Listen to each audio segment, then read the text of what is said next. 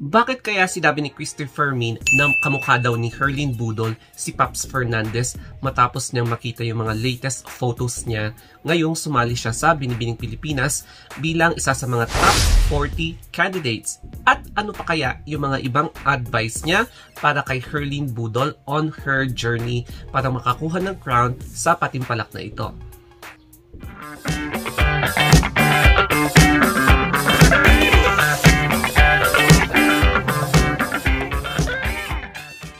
Ayun nga, isa sa mga nasabi tsaka advice ni Christopher Min kay Herlyn Budol is naging kamukha daw niya si Paps Fernandez. Pero syempre, highly respected si Paps Fernandez. And hindi lang yan, may mga advices din si Christopher Min para mas ma-improve pa ni Herlyn Budol ang kanyang karera. So, magdi-disclaimer muna po tayo before tayo mag-start. And yes, disclaimer, yung views and opinions of the vlogger does not reflect on the overall image of this channel and yung overall image ko. And yes, syempre kasi yung mga sasabihin nating advice ni Christopher Min is all about para ma-uplift yung confidence ni Herlyn Budol para at least ma-improve pa further yung karera niya sa showbiz. So, before tayo mag-start, I would like to say thank you very much dahil na-reach na po natin ang 20,000 subscribers. Thank you very much, ladies and gentlemen, dahil you trust what I vlog, you trust what I discuss, and thank you dahil sa mga trust niyo sa mga sinasabi ko, patuloy po kayo nagsusubaybay kung ano man yung mga updates ko and yung mga vlogs ko. So, eto ang isa sa mga proof kung bakit pinag-aaralan ko muna yung mga sasabihin ko bago ko sasabihin sa vlog. Ayan, meron akong mga ginagawang script. So, I am creating script before ako nag-vlog para hindi mawala yung vlog ko and consistent yung mga dinidiscuss ko. So, ganyan po yung isa sa mga style ko sa pag-vlog. And, yes, balik na po tayo sa main topic. Sino nga ba si Christopher Min? So, si Christopher Min, kahit nung bata pa ako, elementary, napapanood ko na siya bilang isa sa mga pinakachismosang showbiz na celebrity chikadora. So, lahat ng mga issues, personal issues, social issues, professional issues ng mga celebrity, alam na alam niya. At marami siyang mga connections na nagbibigay ng sources para sa kanyang i-discuss sa mga segments niya bilang isa sa mga showbiz chikadora. So, mag-i-start na tayo kung ano nga ba yung mga sinabi ni Christopher Min. So, ang number one po na nasabi niya is, nung nakita niya si Herlyn Budol at nung nalaman niya na sumali siya sa Binibining Pilipinas, napansin niya na, oh, seryoso tong taong to sa pagsali ng Binibining Pilipinas. And may sinabi siya about sa mga taong seryoso sa kapag sumasali sa isang bagay. Napansin niya kay Herlyn Budol na pinag-preparan talaga niya, pinaghandaan talaga niya kasi months before siya nag-announce na sumali sa Binibining Pilipinas, alam talaga ni Christopher Min na determined talaga si Herlyn Budol. Tapos, hindi na siya na-surprise nung nakuha si Herlyn Budol as one of the top 40 luckiest na aspirants to be a part of Binibining Pilipinas family. So, yes, malakas ang spirit ni Christopher Min kay Herlyn Budol. That's why nung nakita niya na, tsaka nalaman niya na top 40 na siya, very good. So, parang ganun yung nasabi niya. And, yung pagdating naman sa number 2 is, alam din niya na training si Herlyn Budol. So, in connection sa number 1, yung number 2 is yung sa training. So, alam niya na if a person wants to fulfill something, dapat pagpraktisan niya, paghandaan niya. So, ito yung training. And aware si Christopher Min na kapag nananalo ang isang candidate, nagte-training talaga ito. So, makikita mo na nag-enroll si Herlyn Budol sa isang beauty pageant camp sa Kagandahang Flores, wherein this beauty pageant camp is already known for successfully helping candidates to win, either local man yan, national pageant man yan, or international pageants. So, very successful ang KF, Kagandahang Flores Camp, and isa sa mga most respected camps in the Philippines. So, tinitrain nila kung paano maglakad, yung posture, tapos meron din silang mga lessons regarding history, current events, yung mga legal issues, tapos ine-enhance din yung kanilang Q&A, tapos if ever man na maisabak ang isang candidate sa international competition, meron dyan yung language training, tapos pinag-aaralan yung culture, tapos history ng country na yan in order for this candidate to become familiarized at hindi siya maibenta sa country na pupuntahan niya. So, parang ganun yung nangyayari kay Herlyn Budol kahit na ngayon dahil wala pa naman yung talagang official finals night. So, yun yung alam ni Christopher Min, and alam niya na pangmalawakan ang Binibining Pilipinas and pukpukan talaga yung candidates. Biro mo yung mga kasama ni Herlyn Budol, mga pageant veterans, tapos yung mga ibang pageant veterans na ito, nanalo na ng mga international competition. So, talagang pinaghahandaan talaga ng maigi ni Herlyn yung kanyang pagsali. Number 3 naman is yung minor enhancement issue.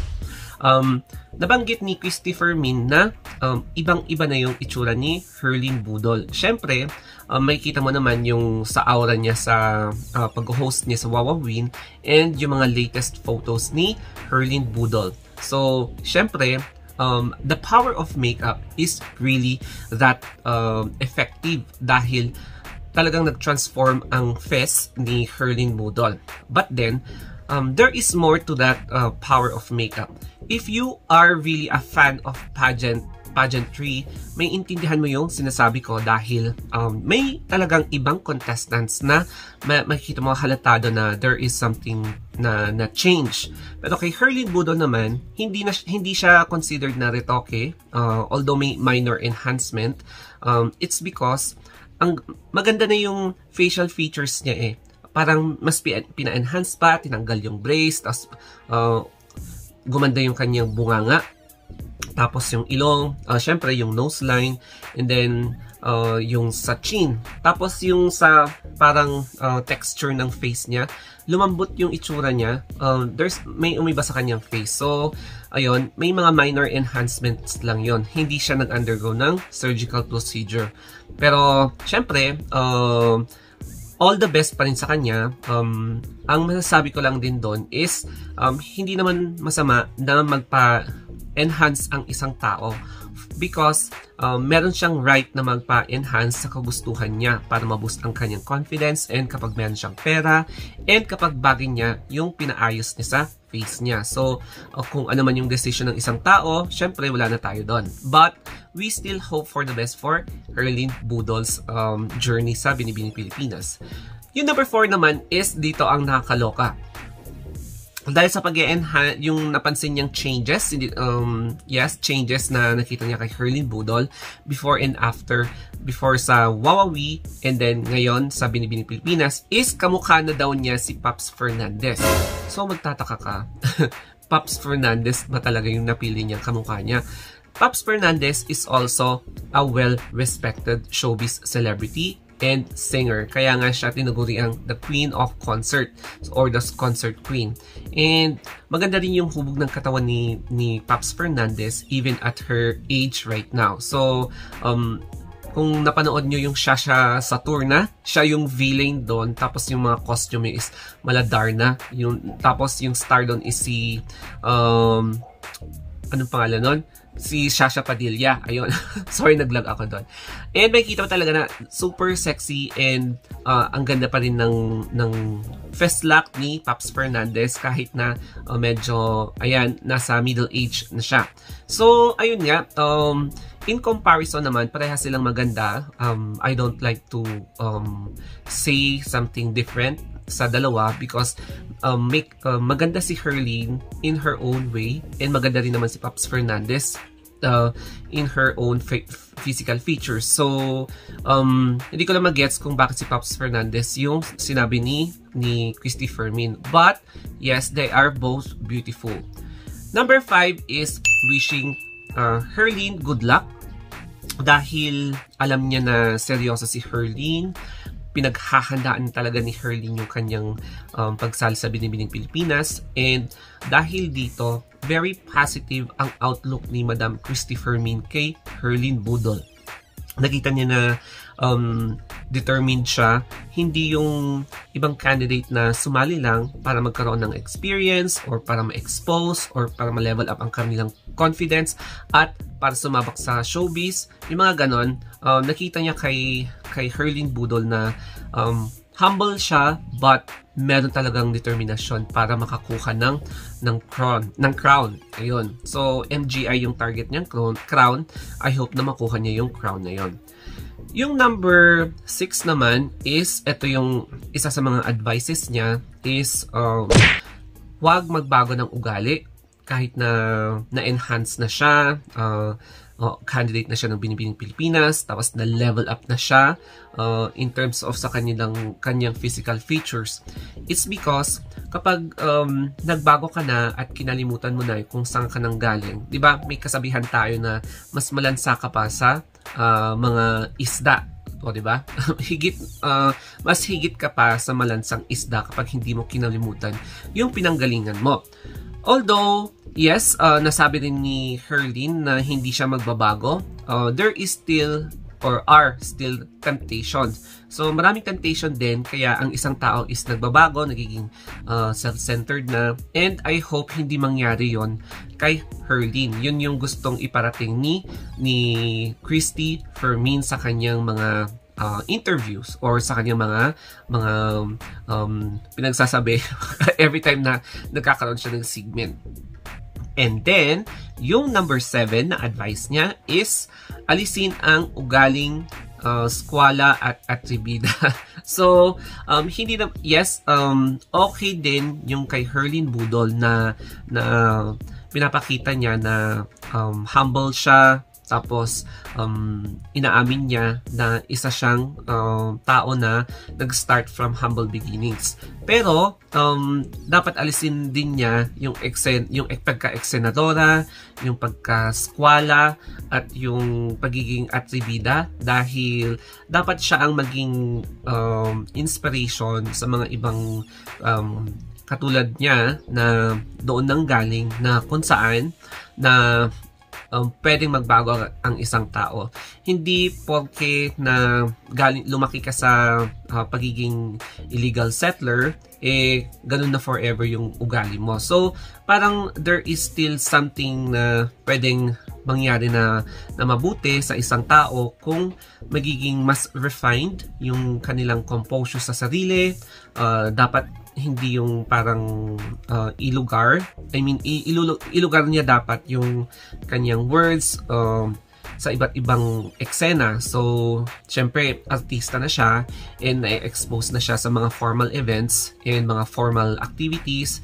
Dapat i-appropriate niya yung ugali niya. Hindi porque nanggaling niya sa humble beginning, pariwara siya sa mga formal events. So, yun yung advice niya. Dapat ipino niya yung sarili niya. And, syempre, dapat lagyan niya ng konting class. But, syempre, hindi naman porke baguhin niya yung pagka-squammy na ugali niya, baguhin niya yung totoong ugali niya. Basta, ang gusto lang iparating ni Christy Fermin is yung paglulugar lang. Ayun.